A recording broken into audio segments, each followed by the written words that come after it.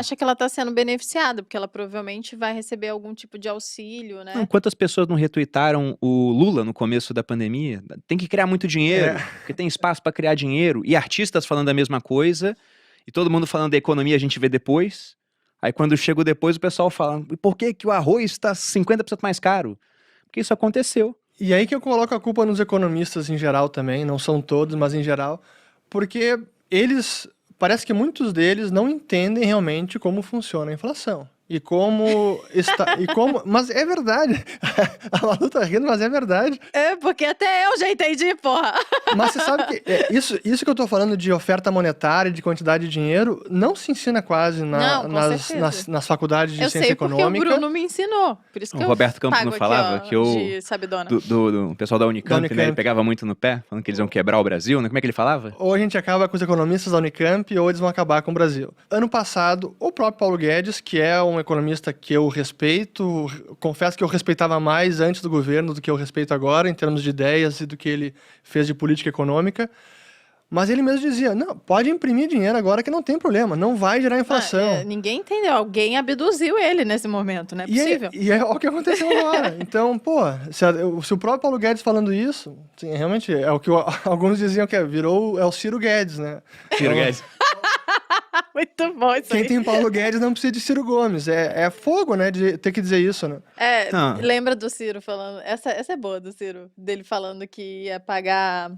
Tirar o nome do SPC de todo mundo. É. Usando banco público pra isso, né? Ele imprimir dinheiro? O que ele ia fazer? Não, ele a ia gente não pegar, entendeu. na época, eu não sei se era toda a proposta dele, mas tem uma hora que ele expôs um raciocínio de, olha, a gente tem o Banco do Brasil, tem a Caixa Econômica, a maior parte das dívidas é de R$1.000 e pouquinhos, você faz um programa de crédito, a juros baixos, o pessoal pega dinheiro emprestado nesses bancos, paga a dívida e fica devendo para os bancos.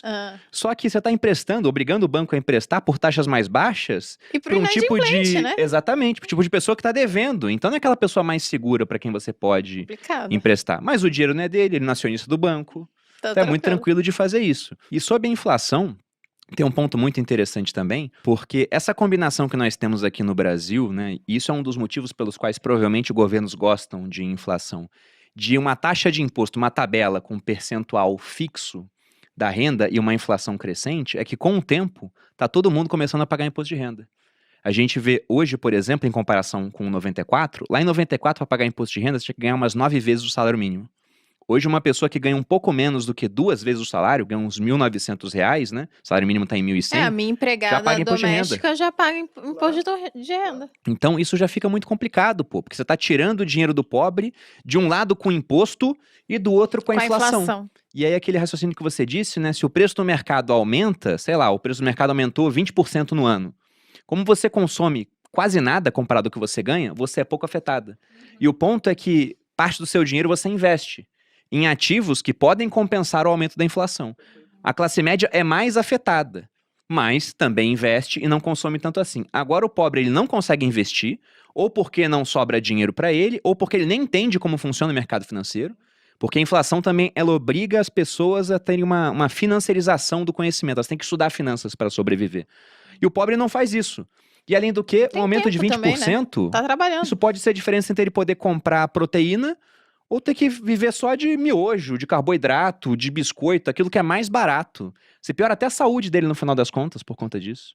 A questão da inflação para o pobre é que realmente ele é o que acaba mais sofrendo, não tem como se proteger, não tem tantas formas, mas e ele também não entende como funciona o processo todo, né? É aquilo que você falou, ele acaba... Quando vê no passado os cheques emergenciais, claro que eles vêm como o governo está ajudando eles, mas eles não entendem que essa ajuda vai ser cobrada no futuro via menor poder de compra daquele dinheiro dele. E essa correção do imposto de renda que agora está sendo também tratada na reforma, isso nem é reforma, né, cara? Isso é obrigação. Sempre deveria ter sido corrigido pela inflação. Isso era o mínimo, deveria ser automático o reajuste. E agora está, ainda assim, reajustando pelo que estão fazendo, está muito defasado. E não é apenas o imposto de renda, né? Em ações também, o imposto sobre ganho de capital, como é que é o limite? É os 20 mil reais. 20 mil reais. Há quantos anos isso? Desde 94 também, não? Se eu não me engano, é 95. Na época, 20 mil reais valia os 100 de hoje. Você comprava um imóvel na época e desde então não reajustaram. E quando forem reajustar, eles provavelmente vão tirar esse negócio. Claro. Vão falar, como assim vender ações e tá isento, né? Não, tem que tributar Fados. esse pessoal aí que vende. E outro dia eu fiz uma conta com essa questão da tabela de imposto de renda que a gente tem hoje, que não é corrigida desde 2015, e um aumento da inflação. Se todo ano a inflação aumentasse 5% e o governo fosse reajustando o salário mínimo em 5% também para compensar, em 30 anos, todo mundo que ganha um salário mínimo estaria pagando 27,5% de imposto. Porque o mínimo já estaria lá na faixa dos 4.700, mais ou menos. Então, uma inflação crescente... 27,5%, que é a alíquota mais alta hoje. Uma inflação crescente com esses impostos fixos, isso aumenta o percentual da renda das pessoas que vai parar na mão do poder próprio público. Governo. E eu queria ver contigo, eu achei um vídeo seu muito bom, que você falava sobre o legado cultural da inflação. E esse é um ponto interessante, como muito tempo de inflação muda a cabeça das pessoas em vários aspectos. E você falava no vídeo de quando você era criança, a primeira vez que teve um contato com a inflação, achei muito curioso isso. Pois é, eu até estava me preparando o roteiro para gravar o vídeo, até liguei pro meu pai para lembrar de alguns detalhes que eu não lembrava, como por exemplo, o clube que eu frequentava no Rio de Janeiro, na época eu morava no Rio, morei de 82 até 87, então época de infância. Eu nasci em 80, para quem tá pensando quantos anos eu tenho. E a gente frequentava o clube, era o Marina Barra Clube, que ficava na Barra da Tijuca. E naquela época, isso era 85, 86. Que era só mato naquela época, Barra da Tijuca. Sim, não tinha nada. E eu lembro que eu ganhava semanada, não era mesada, era semanada. E eu, muito me achando esperto, pensei, pô, vou poupar o dinheiro e consigo comprar mais coisas. Tinha lá uma banquinha no clube, que vendia guloseima, chocolate, alguma coisa. Eu adorava chocolate, porcaria, como qualquer criança. E eu pensava, pô, se eu juntar o dinheiro, daqui a algumas semanas eu consigo comprar um monte de bala. E aí, juntei algumas semanadas, acho que umas 4, 6 semanas. E aí, numa dada semana, eu fui lá com o meu dinheiro no bolso, cheguei para comprar o que eu queria, o cara olhou o dinheiro, não. Eu quero chocolate, não, isso aqui não como mais nada. Assim, a minha frustração foi tanta que eu não entendia o porquê, mas realmente aquilo me marcou, que é uma história que eu lembro até hoje. Eu lembro da cena como se fosse hoje, eu olhando pro cara, assim, isso aqui não compra nada. Mas, e antes comprava. E antes comprava, em questão de 1 mês e meio. E realmente era assim, não é exagero. 80. Claro. Que tristeza. E então essa... Hoje em dia pode guardar o dinheiro, viu, gente? Vamos... Olha, calma aí, cuidado com esse conselho aí, não, viu? Mas, não poxa, por tanto tempo. Não por tanto tempo. Ah, compre dólar daquelas... Do nada. Aí qual foi o que eu comentei no vídeo até, né? Que esse tipo de... Imagina, essa experiência, o que ensinou para uma criança de 5, 6 anos? Não poupe.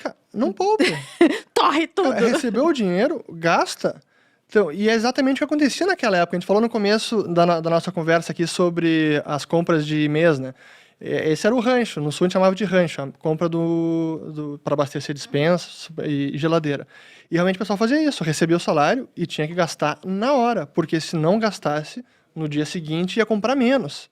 Então essa diferença de comprar talvez 1 quilo de arroz ou 1,5 quilo de arroz. Caramba, isso diz muito sobre a mentalidade brasileira mesmo. Claro. Que loucura, né? Mas imagina, como eu disse, de 54 a 94 foram 40 anos ininterruptos de inflação de no mínimo 2 dígitos. Onde na hora que você ganha o dinheiro, você tem que gastar, comprar o que você precisa na hora, senão você isso não consegue fica mais. entranhado nas pessoas. E aí você pensa, não, tem que poupar. Também tivemos um confisco no meio do caminho. Mais isso até eu acho que...